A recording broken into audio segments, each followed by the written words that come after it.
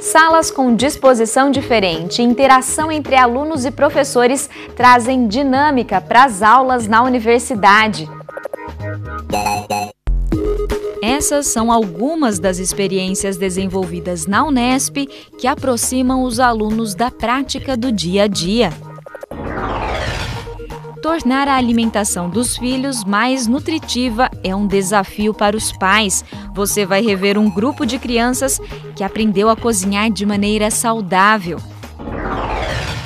No episódio de hoje da série Geoparque Corumbataí, além de belas paisagens, tem o preparo de um prato saboroso e famoso na região. Quarta-feira, 27 de dezembro, o Unesp Notícias começa agora.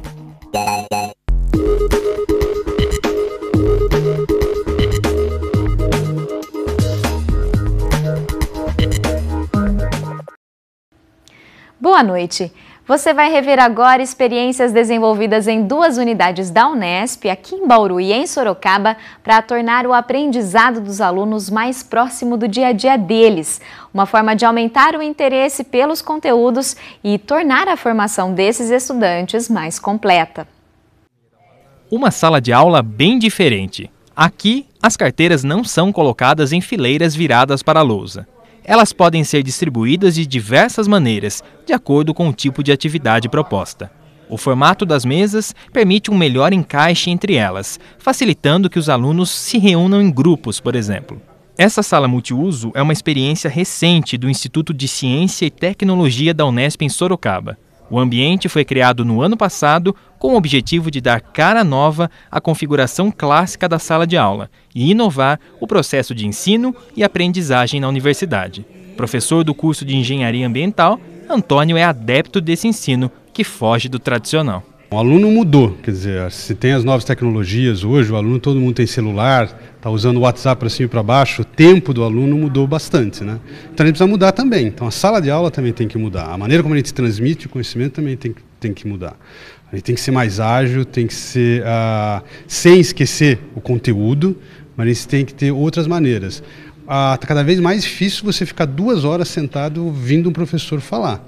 Os alunos, hoje, eles querem alguma coisa mais ágil. Então, a gente tem que disponibilizar. Tem que ter as aulas tradicionais, acho que é importante, essas aulas estão aí desde sempre, mas você tem que ter também uma possibilidade de você ter algo que seja mais ágil, sempre que for possível. A aula do dia é sobre capacitores. Após uma breve explicação na lousa, os alunos recebem um texto sobre o assunto e algumas atividades. Em grupos, eles se reúnem em volta de uma bancada e têm tempo para cumprir as tarefas. Além do computador, papel e caneta, a troca de ideias é fundamental para conseguir responder as questões. A gente tem outros pontos de vista também, a gente vai se ajudando, né? A gente pode fazer isso em qualquer momento, mas aqui já ficar essa direção, ficar direcionado que vamos sentar em grupo, assim, fica mais fácil. O professor deixa de ser o centro das atenções e circula pela sala, ajudando nas dúvidas pontuais dos grupos. E os estudantes ganham destaque e se transformam nos atores principais do aprendizado, a chamada metodologia ativa. É tentar tirar aquela ideia do professor estar na frente, os alunos sentados passivamente escutando o que o professor está falando ali. Então, para isso, o que a gente tem que fazer? Tem que fazer com que o aluno participe de fato do processo de construção do conhecimento, de busca do conhecimento. E a gente aproveitar isso daí na sala de aula. Mas aí você tem que mudar o conceito, você não pode ficar com a mesma sala de aula. Você veja que eles se olham, então os alunos se olham. Não está olhando para a nuca do aluno, está olhando um para a cara do outro, então, primeiro momento. O segundo momento é tirar ele fisicamente daquela posição passiva. Levanta. Você vai levantar e vai discutir algum problema. Então, é o que eles estão fazendo agora aqui. Então, eles estão de pé discutindo. Então, é fisicamente sair daquela posição. É isso que a gente está tentando fazer. A Caroline gostou do formato.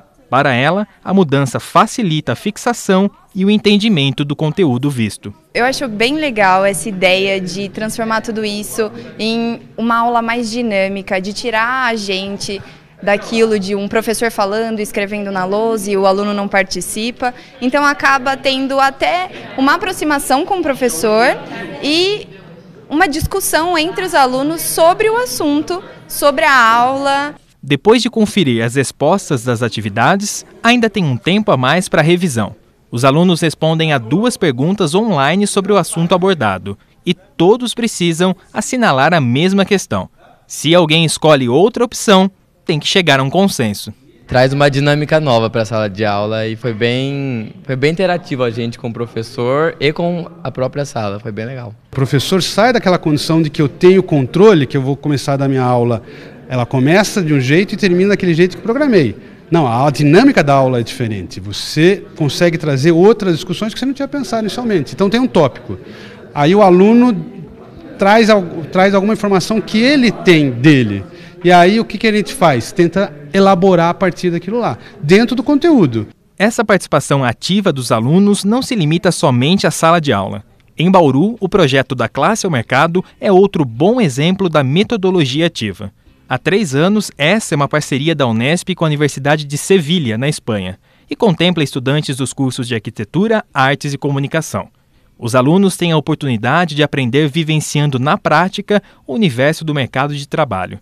Eles se organizam em agências e são desafiados a desenvolver campanhas de comunicação atrativas para um cliente real. Durante alguns meses, os alunos recebem um desafio de um cliente real, de uma empresa, de uma organização, que vai fazer com que esses alunos, durante alguns meses, criem uma solução de comunicação para esse cliente.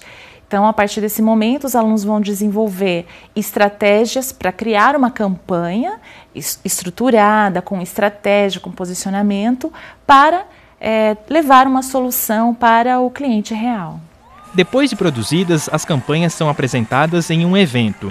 Na edição deste ano, ele foi transmitido ao vivo pela TV Unesp e pela internet. Cerca de 50 alunos colocaram a mão na massa e comandaram a cobertura.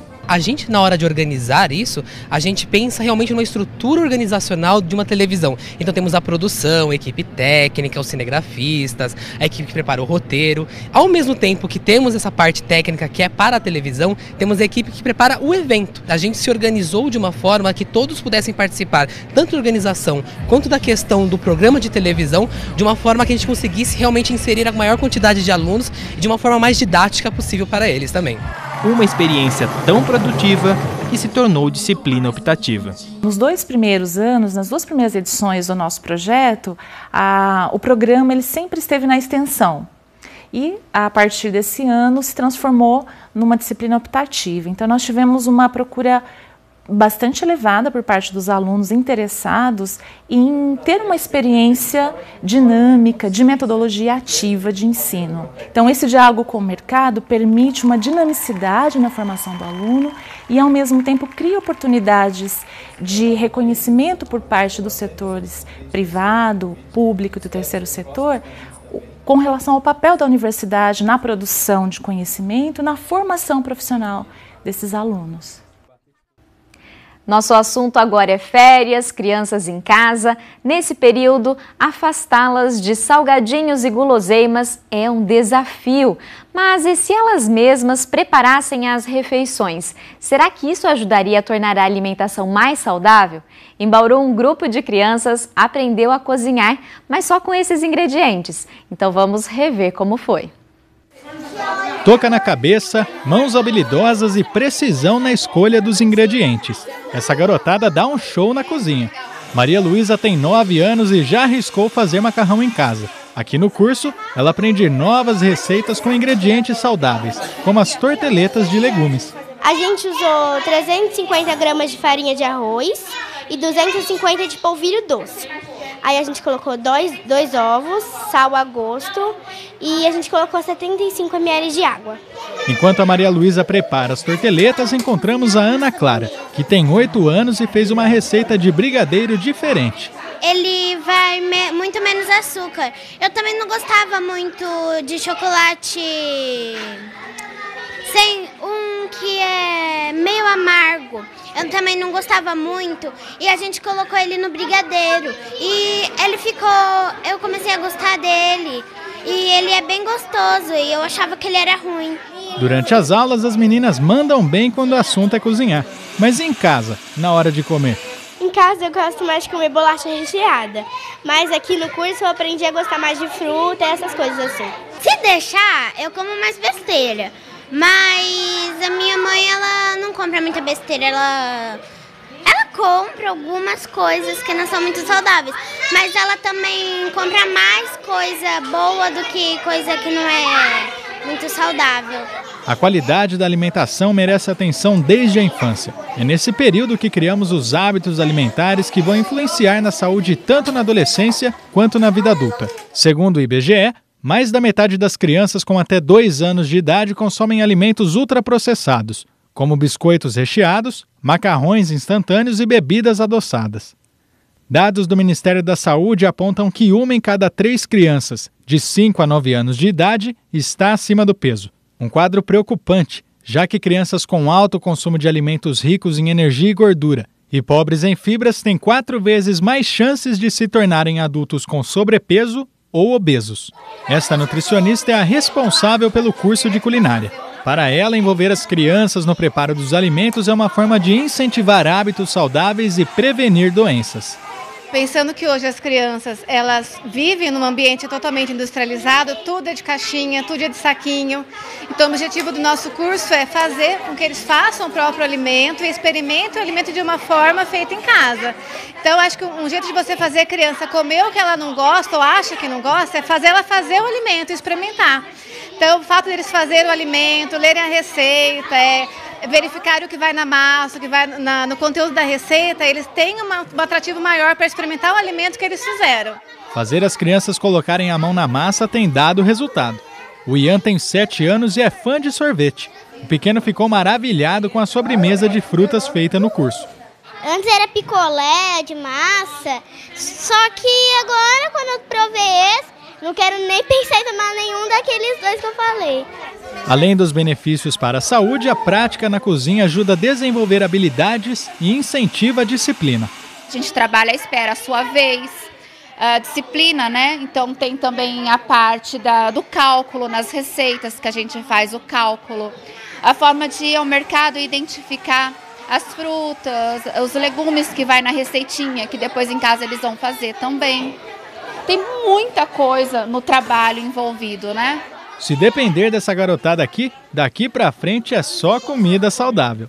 Acho que pro nosso corpo funcionar melhor, mais saudável, sabe? Então eu prefiro comer mais essas coisas agora.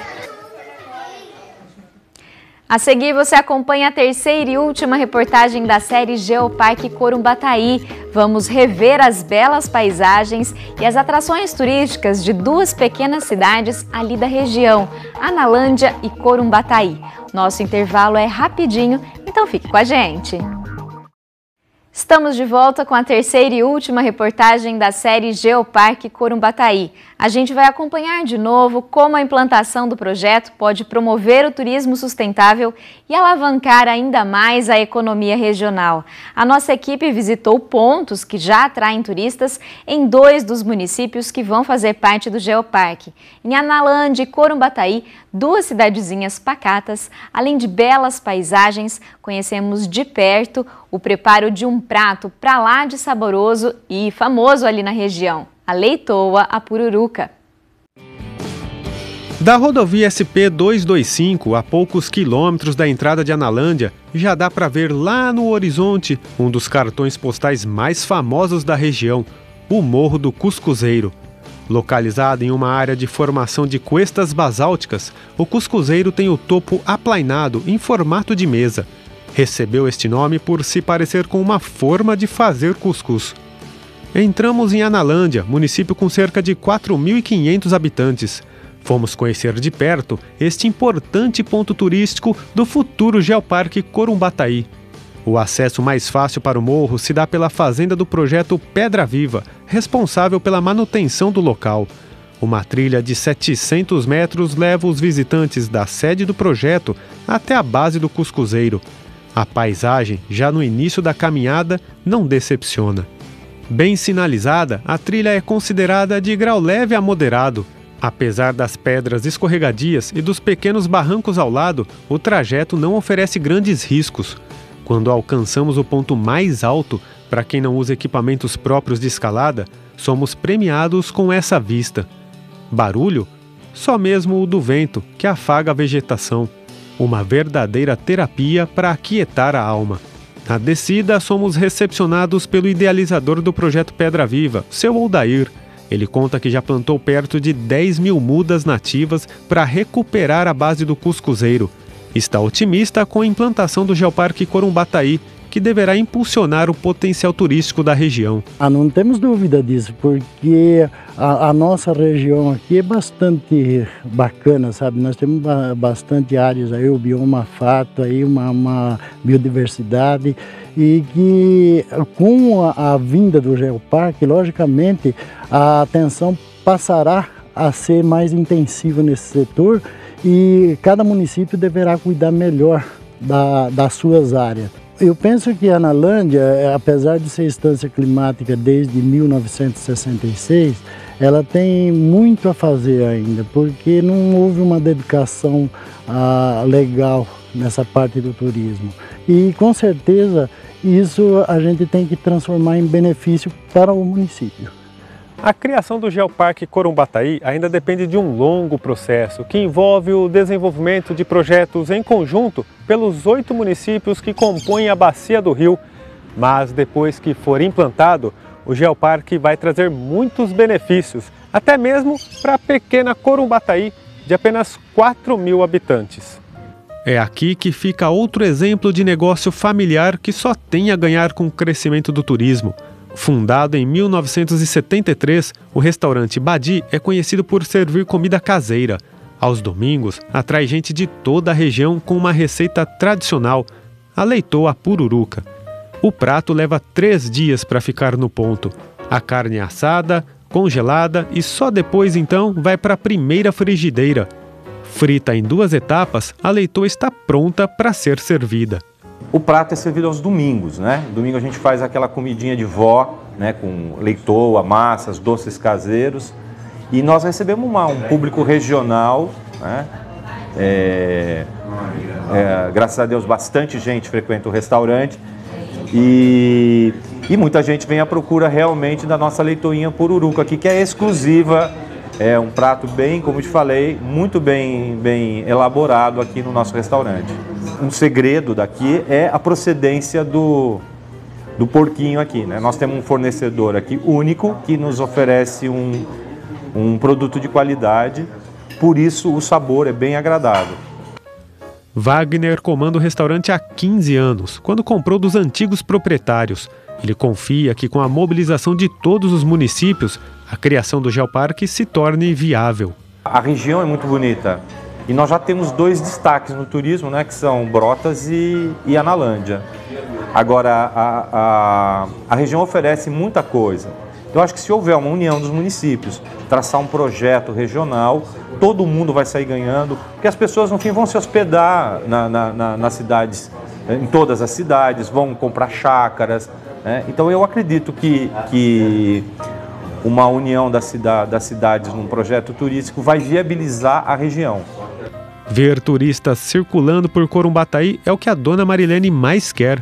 A artesã, conhecida na cidade por produzir bolsas, carteiras e outros objetos personalizados, espera ganhar novos clientes e aumentar a renda de casa. Desde criança, né, eu convivo assim com minha mãe, sempre costurou, fez crochê. Eu sempre tive esse gosto, né? Quando na escola fazia trabalhos manuais, sempre gostei da parte da educação artística, de trabalhos manuais, assim. E com a aposentadoria, né, como eu me aposentei com 50 anos, tem que fazer alguma coisa, né? A gente tem que se ocupar. E eu falei, como sempre trabalhei dando aula, gostava do meu trabalho, e agora também fazer uma outra paixão, que é o artesanato, né? Um hobby, fazer do hobby o meu trabalho. A gente tem mais artesãs, tudo, né, que gostariam de estar participando e mostrando o seu trabalho, né? Muito interessante, eu acho isso muito bom. Bom para a Marilene, para o Wagner, para todas as cidades envolvidas e, claro, para os turistas, que poderão desfrutar das belezas da Bacia Corumbataí.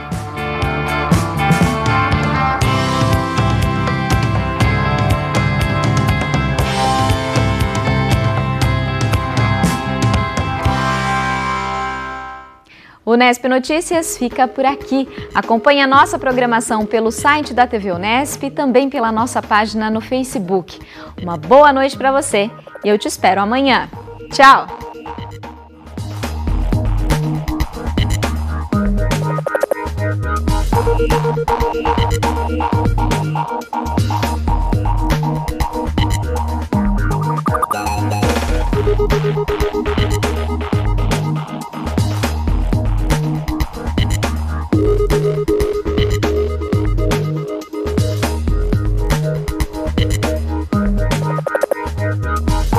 Thank you.